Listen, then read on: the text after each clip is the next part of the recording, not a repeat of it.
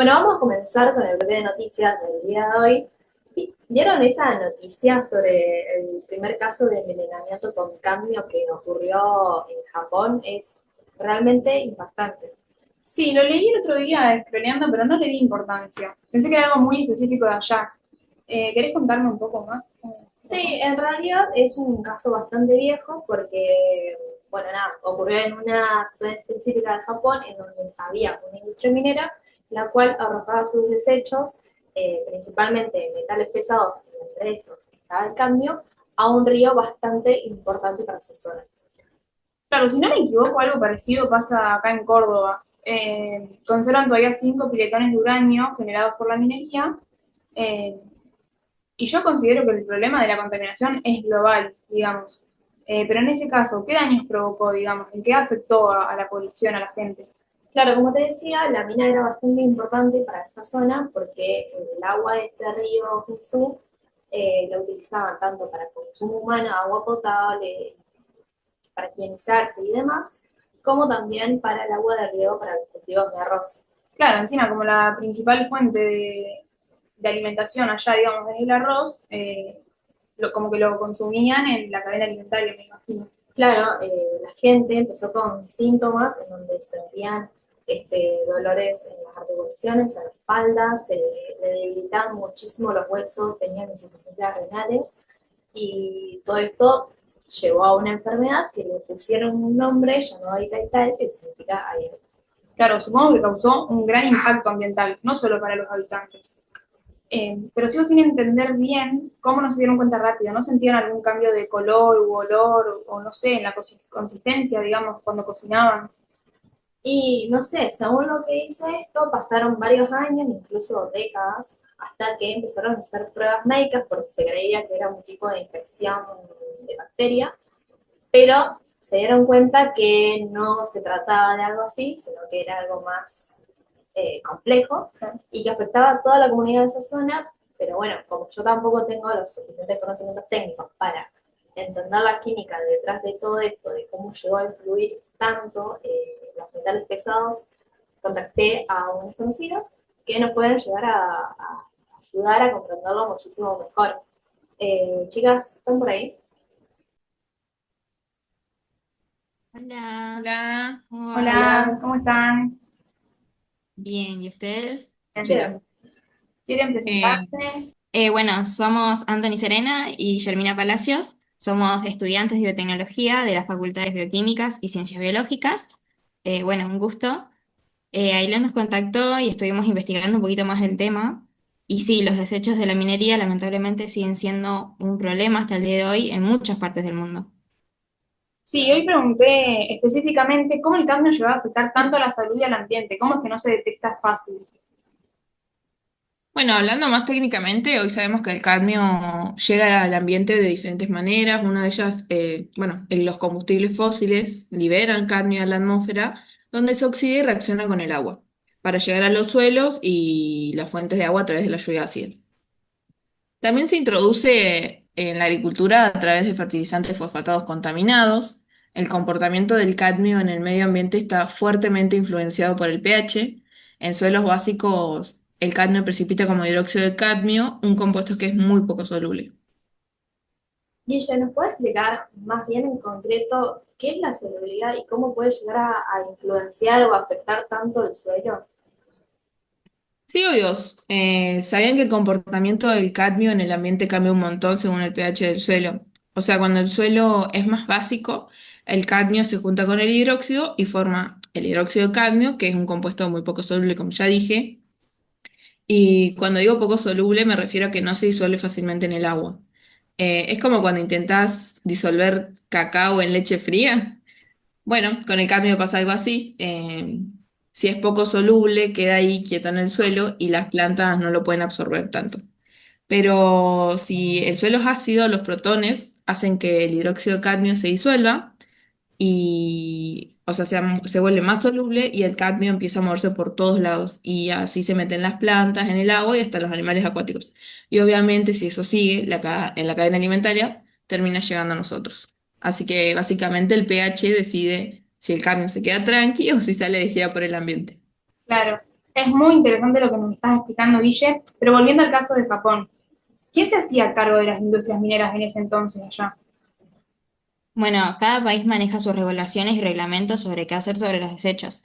El tema es que en ese momento Japón estaba en plena posguerra y necesitaba recursos. La prioridad no iba a ser los controles ambientales, que en ese momento eran muy laxos o inexistentes, sino más bien una reconstrucción económica. Claro, pero no hay una forma de poder identificar eso a tiempo. Es decir, no hay ningún metal pesado que, digamos, tenga alguna característica visual, algún olor, color, que nos indique su presencia y que podamos notarlo rápido.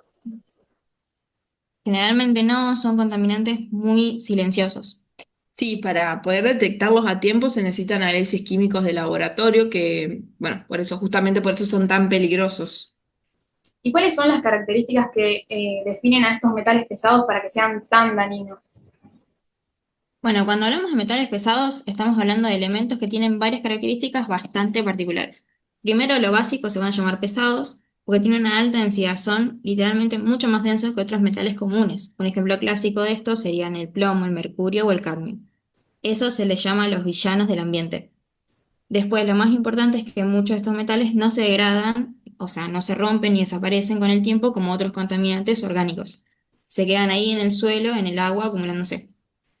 Otra clave es que pueden ser tóxicos en bajas concentraciones, o sea, no hace falta una gran cantidad para generar problemas, ya que pueden afectar procesos biológicos, enzimas, ADN, todo.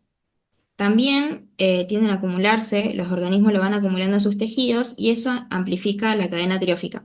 Por ejemplo, el pez chiquito tira un poquito, el más grande se lo come, esto acumula más, y por último llega a nosotros cuando consumimos el pescado, vamos a recibir una alta dosis. Claro, es como la cadena alimentaria, pero envenenada. Exactamente. Y algo más técnico pero interesante, muchos de estos metales pueden formar iones que se combinan con compuestos orgánicos o inorgánicos, lo que cambia su movilidad o su toxicidad dependiendo del ambiente, como pasaba con el cadmio y el pH que mencionamos antes. Así que en resumen, si un metal es denso, no se degrada, es tóxico y se acumula en los seres vivos, probablemente estamos hablando de un metal pesado. Es terrible. Yo estoy leyendo en los comentarios del stream que tienen razón, que hablamos mucho sobre los desechos de la industria minera debido a la noticia esta de Japón de la que estábamos hablando, pero sin ir más lejos, acá, en nuestra vida cotidiana, generamos un montón de contaminación por metales pesados, sin darnos cuenta quizás, con el mal reciclado, por ejemplo, de aparatos electrónicos. ¿Te refería a las compus viejas, los celulares, tablets, pilas y demás? Claro, todo eso son los RAE. Los residuos de aparatos eléctricos y electrónicos, la gente los tira a la basura común y terminan en basurales, donde esos metales pesados, como los que estamos hablando, el plomo, el mercurio y sí, el cadmio en este caso, se filtran al suelo y al agua. Es un problema global y actualísimo. Me acuerdo de haber hecho un trabajo en la escuela que abordaba también sobre estas problemáticas. Sí, Agus tiene muchísima razón. A menudo pensamos que estos problemas son de minas gigantes en el interior del país, pero en realidad el manejo incorrecto de la basura electrónica en las ciudades es una fuente de contaminación difusa, constante y creciente. El cambio está presente en algunas baterías recargables y componentes electrónicos viejos, por ejemplo. O sea que el problema en Japón se podría estar generando ahora mismo en un basural cerca de nuestras casas por no reciclar bien una pila. Sí, en potencia sí. Claramente la concentración puede ser menor, pero el riesgo de acumulación a largo plazo existe. Por eso es vital llevar estos aparatos a puntos limpios o centros de reciclaje específicos. Claro, Guille. ¿Qué les parece?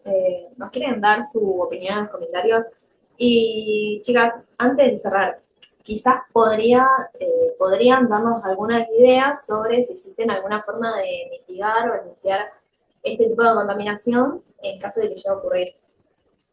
Sí, por supuesto. De hecho, es un tema súper importante, porque una vez que el cadmio contamina el suelo no es una tarea fácil limpiarlo realmente. Pero bueno, la ciencia ha desarrollado varias estrategias para intentar remediarlo o al menos gestionarlo. ¿Nos quieren contar más o menos cómo son estas formas o estas estrategias para remediarlo? Bueno, lo que se intenta hacer es inmovilizarlo o retirarlo. Hoy en día existen varias técnicas para mitigar la contaminación por cadmio en suelos. Una de ellas es el agregado de minerales, como puede ser el carbonato de calcio. que lo que hacen es aumentar el pH del suelo y tal como hablamos antes, para inmovilizar el metal a través de la precipitación y la absorción. Claro, es como la idea que nos contaste principalmente antes, la idea del cacao en la leche fría, de inmovilizarlo. Exacto, también hay técnicas biológicas. Otra técnica es la precipitación enzimática, donde bacterias como el Citrobacter usan una enzima para transformar el cadmio en un compuesto menos soluble. También se utiliza la bioabsorción, que emplea hongos u otra biomasa para capturar el cadmio en soluciones acuosas. Otro método, por ejemplo, es la fitorremediación, que consiste en sembrar plantas para que absorban y acumulen el cadmio en sus tejidos y luego de estas simplemente se retiran. Chicas, la verdad es un tema fascinante, aunque preocupante a la vez. Muchísimas gracias por brindarnos su tiempo y por ayudarnos a entender la ciencia detrás de este problema en específico. No, muchas gracias a ustedes por invitarnos y por poner este tema en la mesa, que es súper importante hoy día. Sí, muchas gracias a todos y esperemos que hagan conciencia de los daños que puede llegar a causar esto. Sí, sí, espero que, bueno, la sociedad de por sí empiece a tomar conciencia de la importancia del reciclaje adecuado de la basura electrónica. Bueno, chicos, Bueno, y con esto cerramos el bloque de noticias de hoy. Quédense con nosotros porque volvemos con un próximo programa. Chao. chao.